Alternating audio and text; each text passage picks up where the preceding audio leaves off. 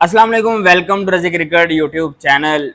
और बाबर आजम और मोहसिन नकवी के हवाले से आज बात करेंगे और इसके अलावा मोहम्मद रिजवान के हवाले से बात करेंगे।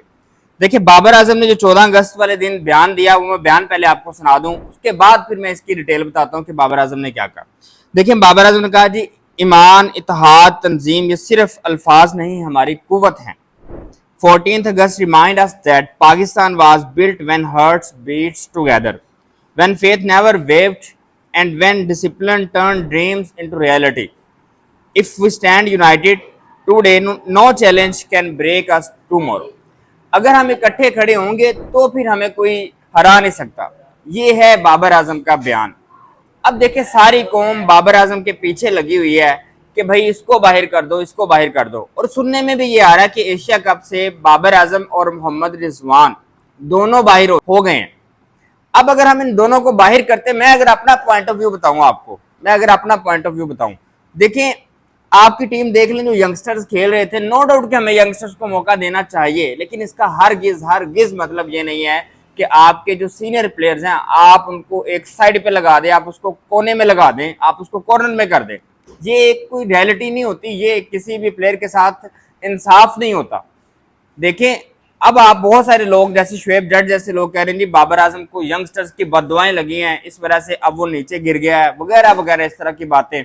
और यहां तक कि अहमद शहजाद के खिलाफ भी अगर कोई बंदा बात करता है तो उसको भी यही कहा जाता है कि भाई शायद बाबर आजम ने अपनी एक टीम बनाई हुई सोशल मीडिया की जो कि अहमद शहजाद के खिलाफ बातें करती है। यानी इस तरह के बयानात कि बाबर आजम को शायद पता भी ना हो।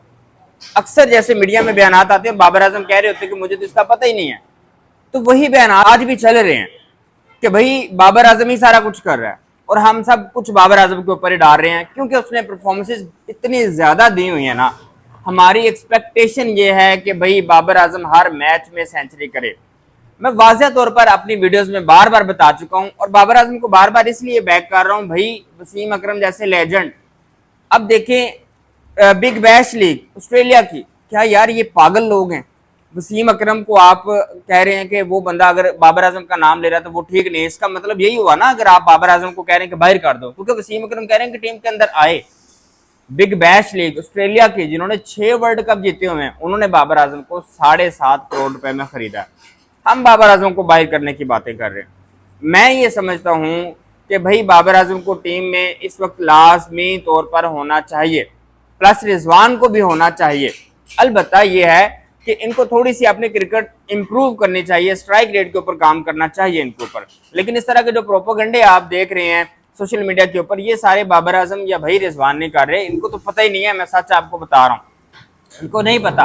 अलबत्ता हम ये तनकीद जरूर कर सकते हैं कि इनकी फॉर्म जो है वो काफ़ी देर से डाउन है, लेकिन अगर इनकी फॉर्म बहाल होती है तो भाई इन जैसे प्लेयर्स नहीं हैं। आप देखें, यही प्लेयर्स है जिन्होंने 2-2 रन कर चेस किए थे साउथ अफ्रीका के खिलाफ, इंडिया के खिलाफ, भारत के खिलाफ 152। तब तो आप बड़ी सेलिब्रेशन कर रहे थे, तब किधर थे आप लोग?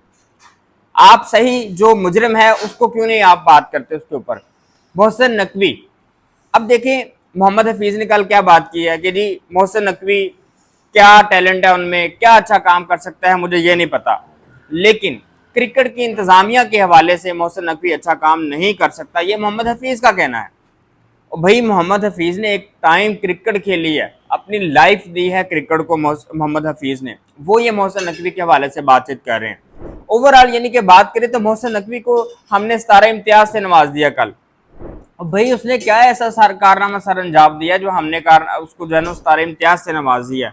हमने ऐसे ऐसे लोगों को 17 इम्तियाज दे दिए हैं जिनका हक ही नहीं बनता। क्रिकेट के अंदर इसकी क्या खिदमात है मोहसिन नकवी की, मुझे ये बताएं। 3-3, 4-4 जब आप काम कर रहे होंगे ना तो फिर आपसे एक भी काम अच्छा नहीं होने वाला होता।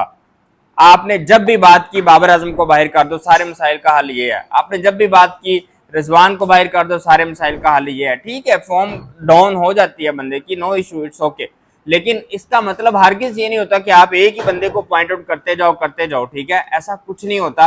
अब बाबर आजम ने एशिया कप में आना ही आना था, लेकिन चूंकि ये वेस्ट इंडीज के खिलाफ 3 मैचेस इसने खेले हैं, अच्छा परफॉर्म नहीं किया, तो इस वजह से इसको बाहर कर दिया जाएगा।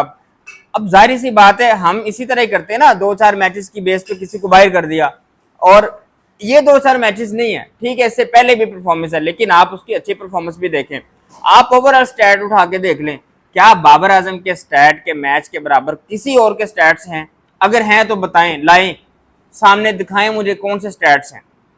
भाई आप एक बंदे के ऊपर ना चढ़ जाएं, एक बंदे के पीछे ना लगें, आप उसको अप्रिशिएट तो करें, आप पॉजिटिविटी तो थोड़ी सी फैलाएं। इतना ज्यादा आपने हाइप क्रिएट की हुई एक बंदे के ऊपर, तो वो तो ऐसे टेंशन लेगा ना, प्रेशर होके खेलेगा, प्रेशराइज खेलेगा। अब एक बयान भी सुन रहा था मैं जी, उसमें मौलवी साहब थे, एक वो कह रहे थे बाबर आजम के ऊपर कुछ जादू टूना हुआ है, और एक किस्म का नहीं, बड़ी तरह का हुआ है। अब इस तरह के बयान जब आप सुन रहे हैं तो आपके माइंड में कहीं ना कहीं तो बात आती है, यार ये क्या हो सकता है मेरे साथ, और ये क्या हो रहा है मेरे साथ। तो बाबर आजम ये बयान सुनते ही होंगे ना, कुछ ना कुछ तो उसके माइंड में जाता होगा, कुछ ना कुछ तो उसके कानों तक पहुंचता होगा ना।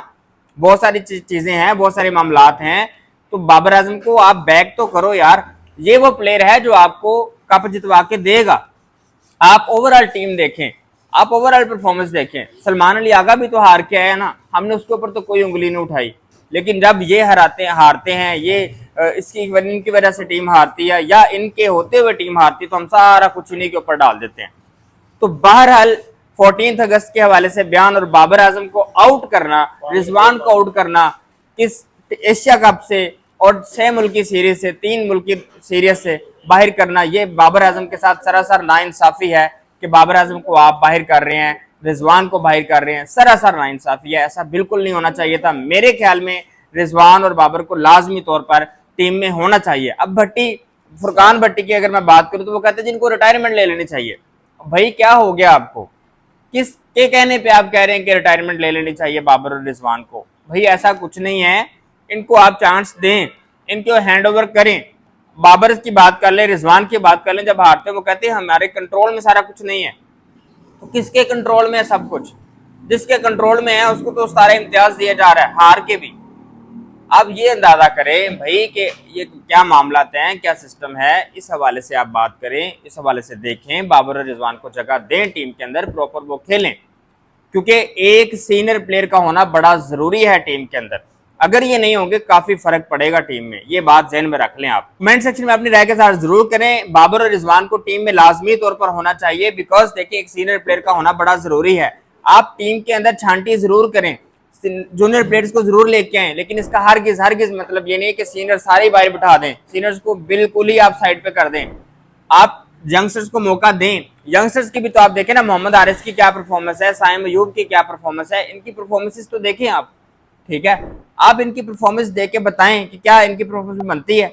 फिर उसके बाद आप बॉलिंग साइड पे आप देख लें, नसीम शाह की बॉलिंग देख लें, आप हसन अली की बॉलिंग देख लें, कोई बंदा उनके ऊपर नहीं बोलता है तो सिर्फ बाबर और रिजवान के ऊपर, क्योंकि उनको पता है कि भाई इनके ऊपर बोलेंगे तो हमें व्यूज आने, इनके ऊपर बोलेंगे तो हमारा काम चलना है। और भाई ठीक है बोलें आप, लेकिन पॉजिटिव तो रहें, पाकिस्तान की टीम का सोचें, पाकिस्तान क्रिकेट का सोचें, फिर आपका काम है, फिर हमारा काम बनेगा, फिर पाकिस्तान का काम बनेगा, फिर हम कोई कप जीत सकते हैं। जिस तरह से हम कर रहे हैं इस तरह से कुछ नहीं होने वाला।